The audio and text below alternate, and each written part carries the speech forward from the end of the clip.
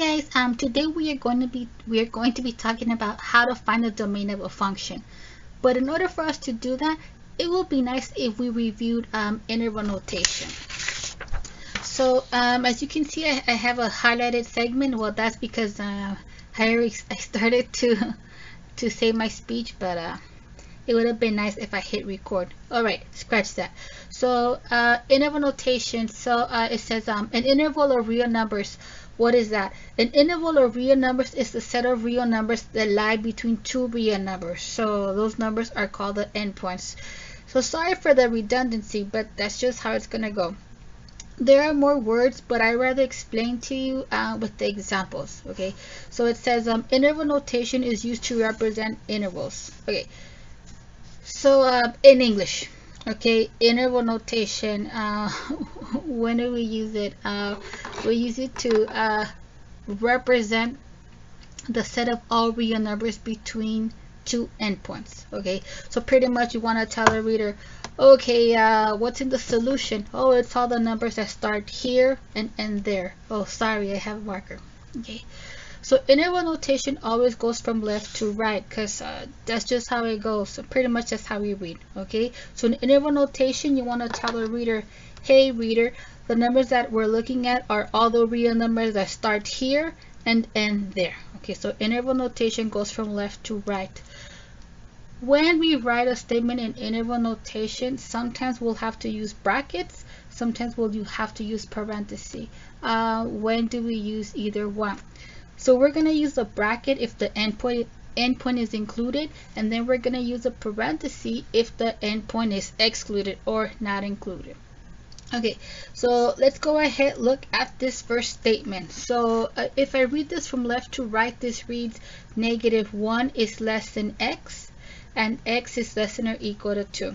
Okay, so pretty much this is a shorthand for two things that need to happen. One, x has to be greater than -1, and at the same time x is less than or equal to 2. So let me just go ahead and write that for fake extra credit. So first things first, what's so special about this inequality? X has to be greater than -1. X is greater than -1, and at the same time, what else has to happen? X has to be less than or equal to 2. Okay, so we want to graph the numbers that are greater than -1 and at the same time have to be at most 2 or less than or equal to 2. -1 is not part of the solution, so we cannot graph it on the number line. We're gonna fake graph it with the fake point, or like the world calls it, open circle. Call it however you call it, but that's how we're gonna locate it on the number line. What about the other endpoint? So the other endpoint is that 2, but I want to know, is 2 part of the solution? Well, in this case 2 is part of the solution because the inequality has what I call the equal to part. That one bar is not an equal sign, so I'm going to call it equal to part. Okay, so we can go ahead and graph it. So we highlight the endpoints. -1 is out, +2 is in. What else? What else do we want to graph? We want to graph the numbers between -1 and 2. So those are the numbers that are greater than -1, and at the same time they're going to be under 2. So let's go ahead, graph them, sandwich it in between. Why did I do squigglies? Because I felt like it. You know, if you don't like it, then you can just make it noticeable enough so it doesn't blend with the number line. Okay, that looked pretty sloppy. Remind me not to do that again. So in interval notation, how do we express this solution set in interval notation? So interval notation goes from left to right. We want to tell the reader, okay reader, we're going to start, we want all the real numbers that start here and end there. So we want all the real numbers that start at -1 and end at +2. Now we have to tell the reader now we have to tell the reader if any of the endpoints are included. -1 is not part of the solution, hence the open circle, so we're gonna put parentheses. 2 is part of the solution, so we're gonna go ahead put brackets. So remember, brackets if you're in, parentheses if you're out. So in interval notation, we have the interval from -1 to 2. where -1 is excluded and +2 is included. All right, let's go ahead and knock out the next three. So we have problem B. We have x is strictly greater than -1. So -1 is out, but we want the numbers that are greater than. And we want the numbers that are greater than those. I'm going to go ahead, pull to the right. Oh, it looks so much easier with the highlighter. Okay, so interval notation goes from left to right. So we want to tell the reader, we want all the real numbers that start here and end there. So we're going from -1 to, and this is a tricky situation. Unlike the other problem, we don't really have a start here and end there. We have a start here and we go forever in that direction. But what I want to point out is we're going towards the positive direction. So new to your life or flashback from many moons ago, we are starting at -1 and then we're going towards positive infinity. Okay, so now what about the endpoints? -1, we have an open circle, so we're going to put parentheses, and the infinities don't represent specific numbers, whether it's positive infinity or negative infinity. Since the infinities don't represent specific number, they will always get a parenthesis. All right, so in interval notation, we have the interval from -1 to infinity, where -1 is excluded. You don't have to say where infinity is also excluded. No, they don't get a shout out. All right, problem C. So we have x is less than or equal to 2. So first things first, let's go ahead, highlight that endpoint or those endpoints. So in this case, we only have one. So 2, the inequality symbol has the equal to part. So 2 is part of the solution. So we can graph it, or like the world calls it, open circle. Okay, now what about the rest of the solutions? We have x is greater than or equal to 2. We got the equal to part. What about the less than? Okay, I think I said it wrong. So this statement reads x is less than or equal to 2. Hopefully I said it right the first time.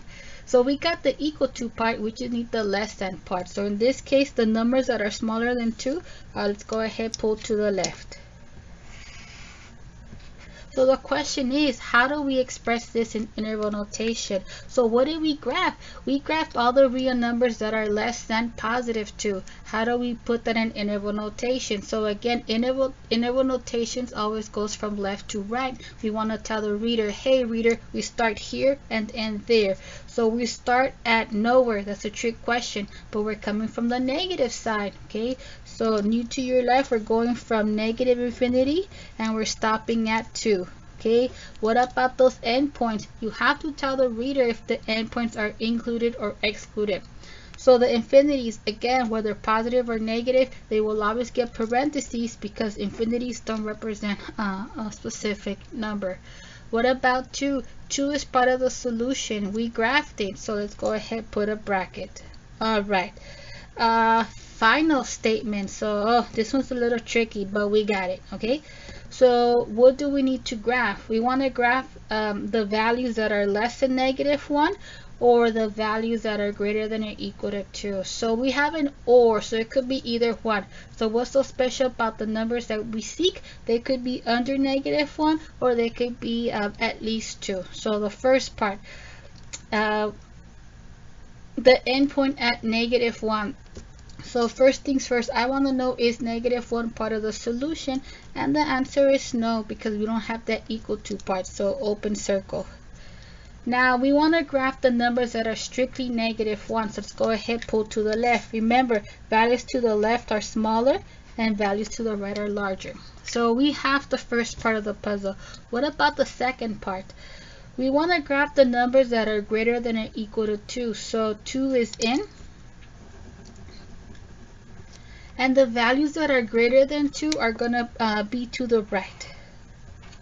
And we want to write this statement in interval notation. So interval notation, we want to tell the reader, what did we just graph?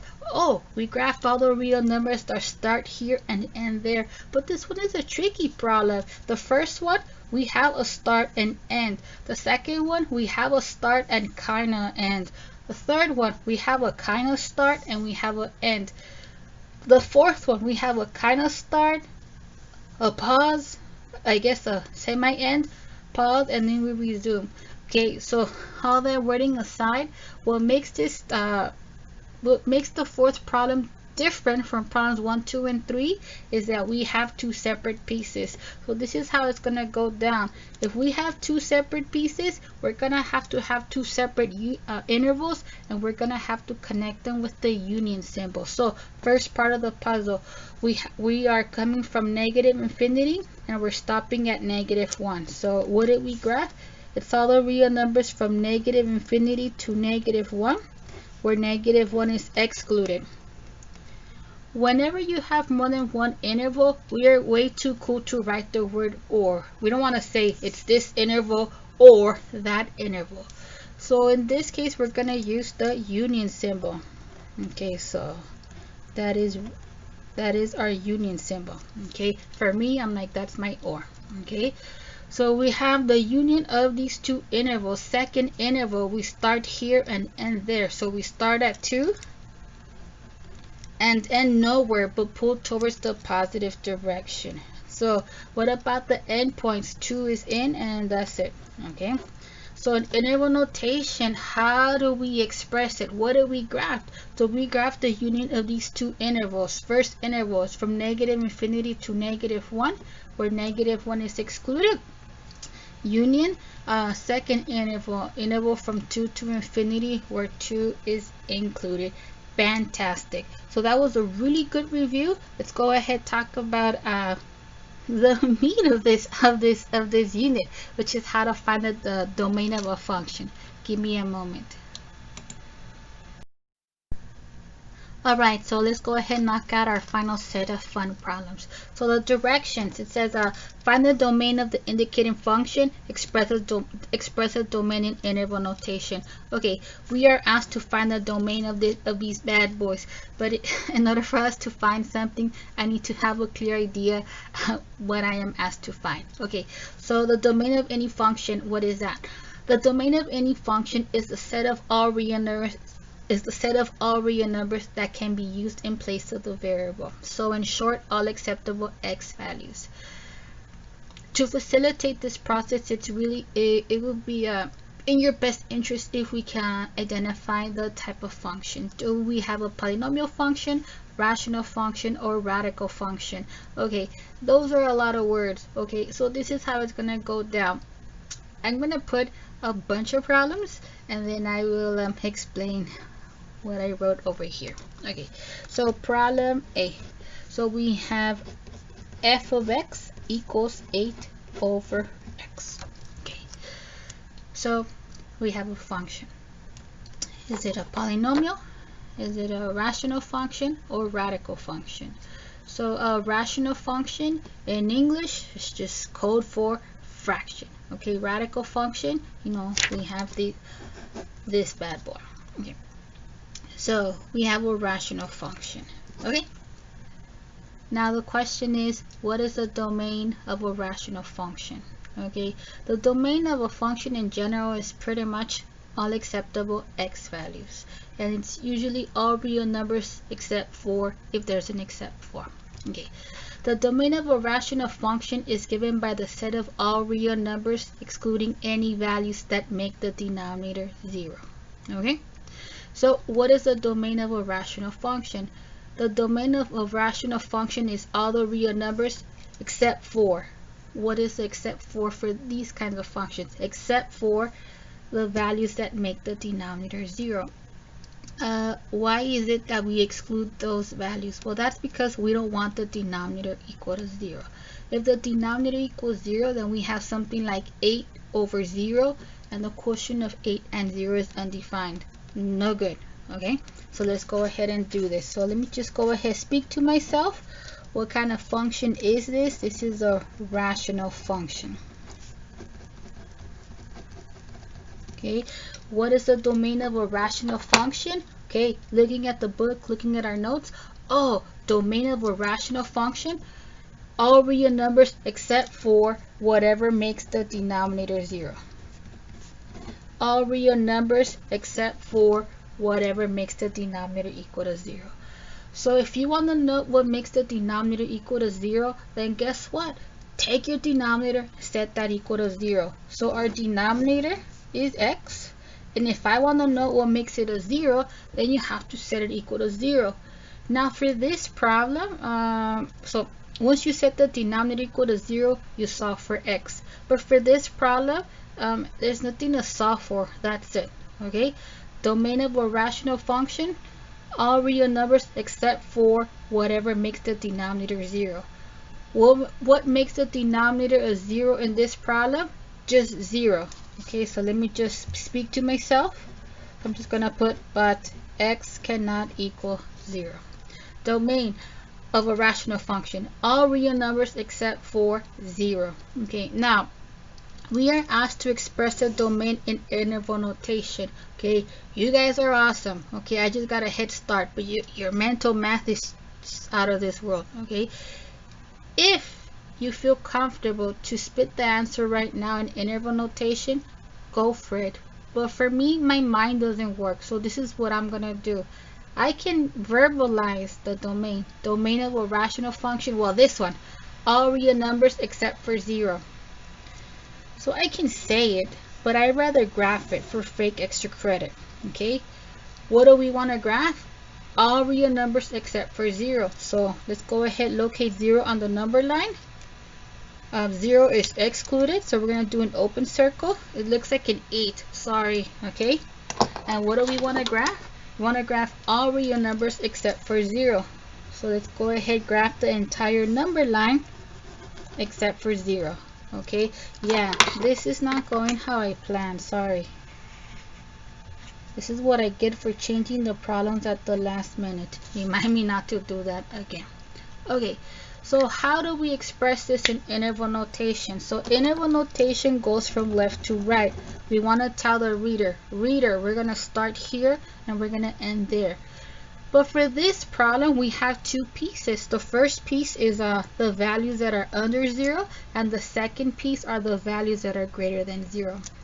So we're going to have to use an interval for each piece, and whenever we have more than one interval, we're going to have to use the union symbol. So the domain, we will abbreviate it with the uppercase D. You don't like to abbreviate? Go ahead, write the word domain. First part of the puzzle, values that are under 0, or all the real numbers that are less than 0. So we start here and end there.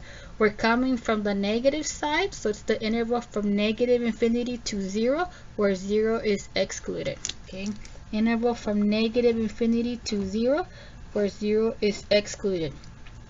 Union, what is that other interval? So it's all the numbers that are greater than 0. So we start here and end there. It's the interval from 0 to infinity.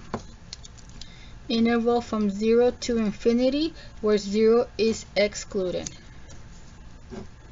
So again, to recap, do we have to graph the domain? Do we have to graph the elements of the domain on the real number line? No. Okay, spit your answer in interval notation. But for me, I will always do this because this gives me the confidence I need to write my intervals correctly. Alright, is that enough practice? Of course not. Let's go ahead and knock out another one. Okay, problem B. Problem B, we have f of x is equal to x minus 4 over x minus 1. So we have another function, hence the function notation, but I want to know what kind of function is this? Is it a polynomial function, rational function, or a radical function? So we have another fraction, so we have another rational function. So I'm not really concerned with variables being in the numerator. I'm more concerned with variables being in the denominator. What is the domain of a rational function? All real numbers except for the ones that make the denominator 0. So let me speak to myself. We don't want the denominator to equal 0. Okay, so if you want to know what makes the denominator 0, let's go ahead, take the denominator, set that equal to 0. Work your magic. After we add 1 to both sides, that will give us x equals 1. So what is the domain of this rational function? All real numbers except for 1. So again, you can spit out the domain right now in interval notation, but I don't feel comfortable, so I'm going to graph the elements of the domain on the number line. So what do we want to graph? everything except for 1. So here we have 1. 1 is out, but we want to graph the rest. Domain of this rational function, all real numbers except for 1. So once again, we have 2 pieces. Let's go ahead, connect it with the union symbol. The first part of this puzzle, we have the values that are under 1, and in the second part we have the values that are greater than 1. So in interval notation, it's from negative infinity to 1. Interval is from negative infinity to 1, where 1 is excluded, or, but we are way too cool to write the word or when it comes to writing it in interval notation. So we have the interval from negative infinity to 1, or, so union. The second interval, we have the interval from 1 to infinity. Interval from 1 to infinity, where 1 is excluded. So parentheses. So remember, brackets if you're in, parentheses if you're out, and the infinities always get a parenthesis. Are we done? No, we want more. Cool. I love your enthusiasm. Okay, problem C. Alright, so we have h of u. What is that? I myself like to stick with f of x, but sometimes depending on the book, they get tired of the name f, so they'll spice it up with g or h. And sometimes they want to write a function in terms of a different variable other than x. So let's go ahead and do this. So we have h of u equals 9u over u squared minus 100. So we have another fraction, so we have another rational function. So what is the domain of a rational function? Oh, domain of a rational function, all real numbers except for the ones that make the denominator 0. So let's go ahead and see what makes the denominator equal to 0. So if you want to know what makes the denominator equal to 0, take the denominator, set it equal to 0. So you solve this however you like. We're going to go ahead and use the square root method. So we isolate the squared part. We add 100 to both sides. And that will give us u squared is equal to 100. To undo the square, we're going to go ahead and square root. And at this point, we're going to insert our plus or minus. Alright, fantastic. So that will give us u equals plus or minus, and the square root of 100 is 10. Okay, so let me verbalize the domain. What is the domain? All real numbers except for 10 or negative 10.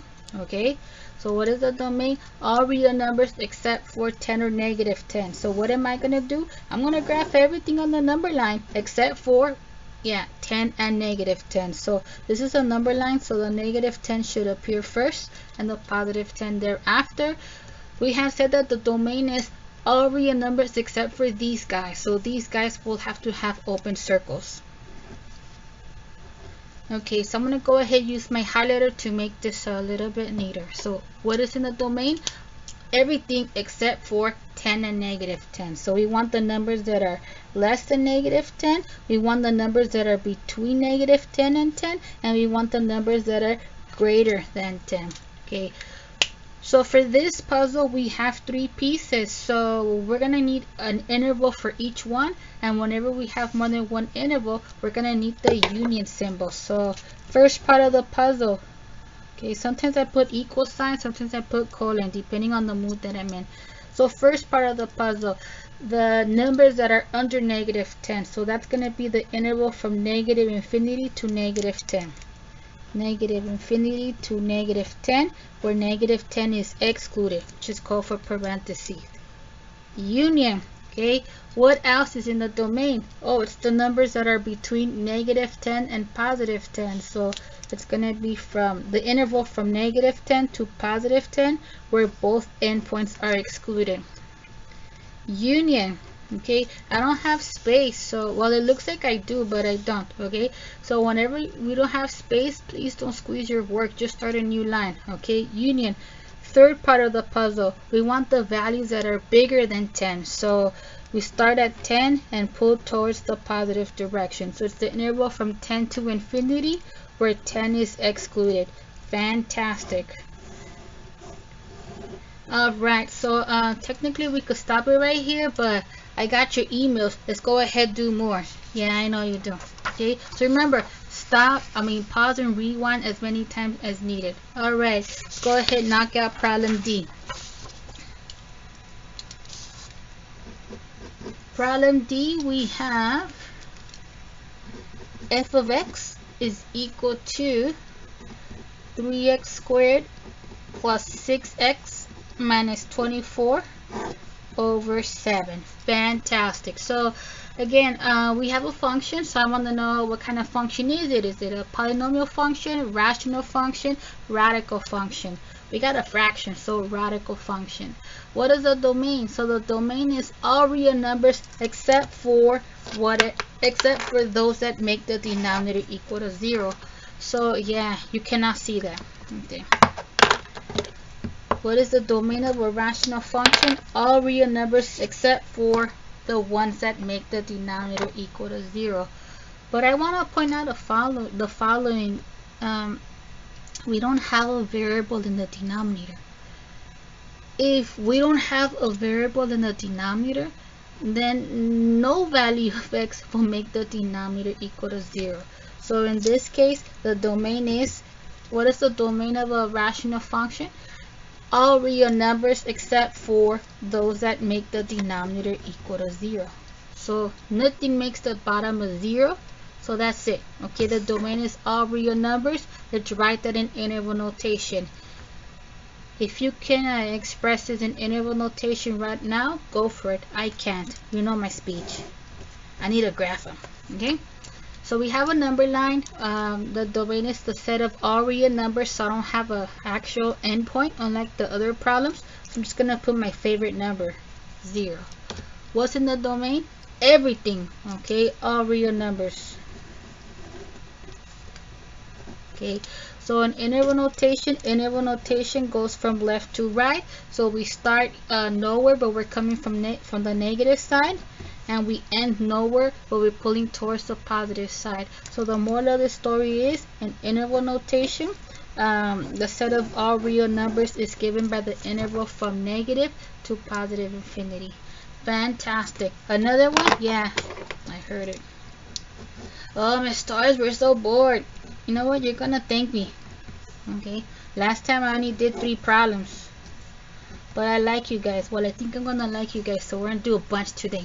Alright, so we're gonna take a small break from rational function. I think we've exhausted that. So then I'm like, okay, different type of function. What kind of function do we have? So there's a radical sign, so it's a radical function. What is, oh, let me go ahead and speak to myself. Radical function. Okay. When it comes to finding the domain of a radical function, it is not as straightforward as rational functions. For rational functions, the domain is all real numbers except for those that make the denominator a 0. For radical functions, we need to pay attention to the index. Is the index odd? Is the index even? So we have the square root function, so the index is even. Let's go ahead, that says even. Let's go ahead, look at our notes. Okay. What is the domain of a radical function? So it says if the radical function is of even root, like our guy. If the radical function is of even root, then the domain is given by the set of all real numbers, excluding those that make the radicand negative. Okay, too many words. Let me try to break it down for you.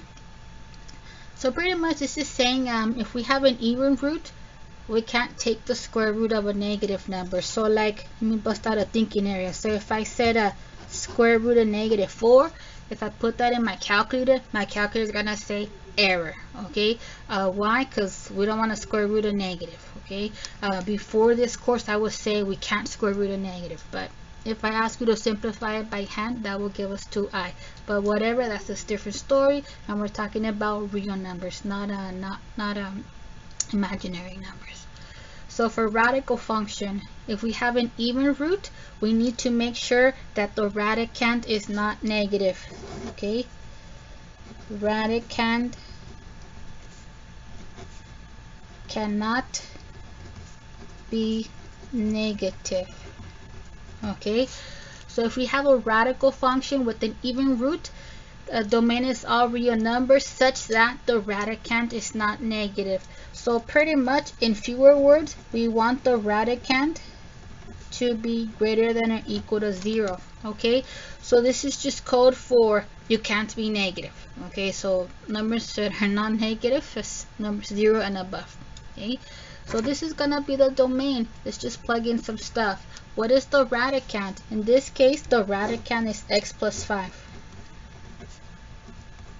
What do we do thereafter? We solve it.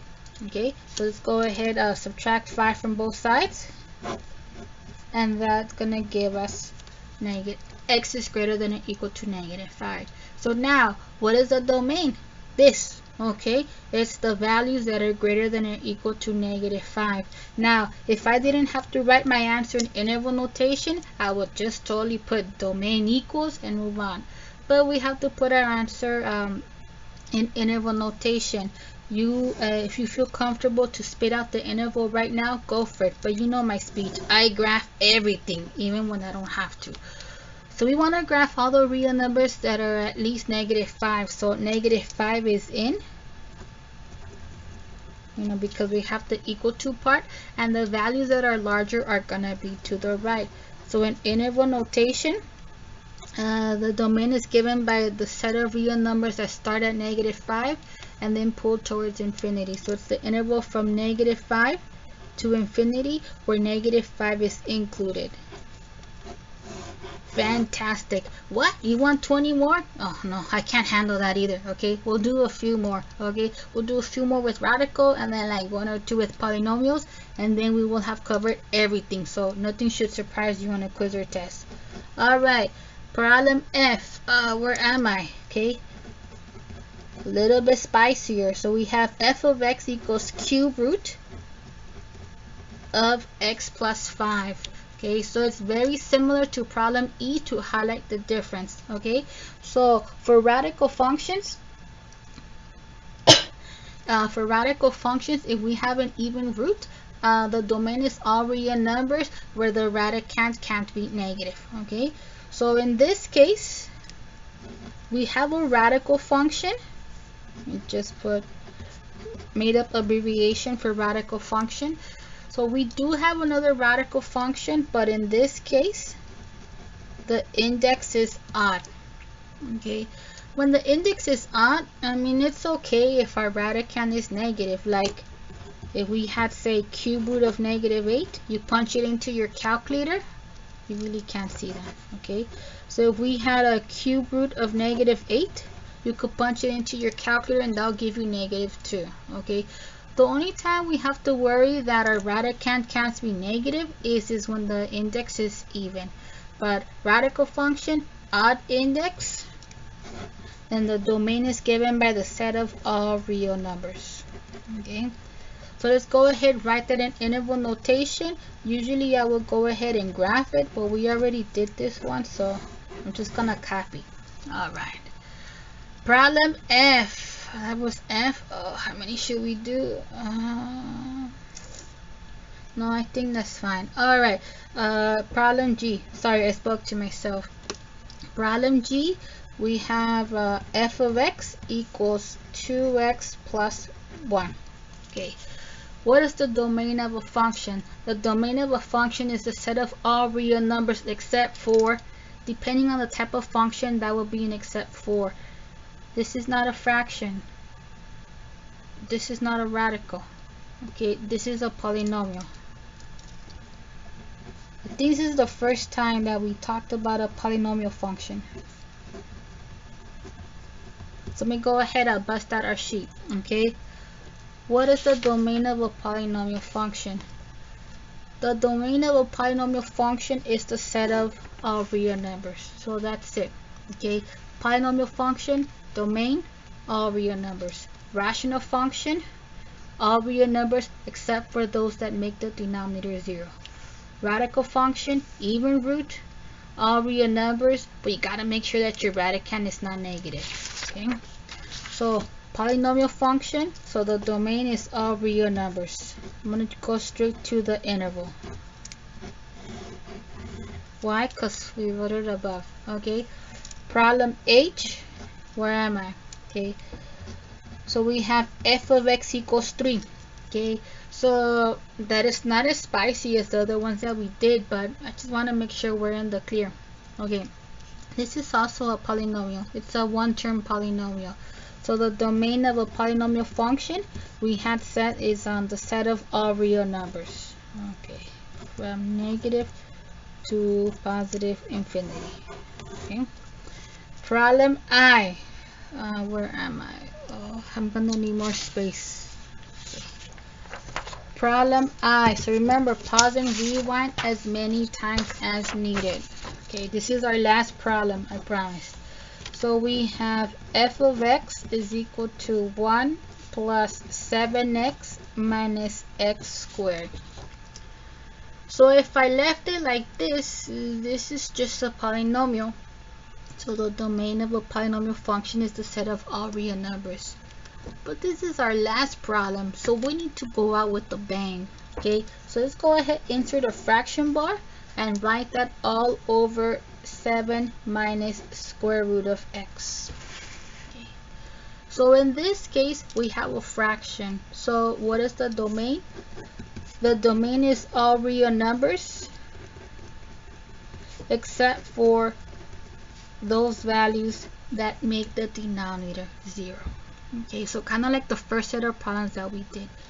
So the first thing that we want to do is ask ourselves, what makes the denominator equal to 0? So if you want to know what makes the denominator equal to 0, let's go ahead, take the denominator, set that equal to 0. Work your magic. You can subtract 7 from both sides. That's what I normally do. But this negative sign on the before the radical scares me, so I'm just gonna move the radical instead. Okay. So if you decide to add the square root of x to both sides, that will give us 7 is equal to square root of x. Okay, so let's work our magic. Okay, so in this case, to get rid of the square root, let's go ahead, undo it. Since we have a square root, let's go ahead, square both sides, and that will give us 49 is equal to x. Okay, but again, we don't want the denominator equal to 0. Okay, so what is the domain?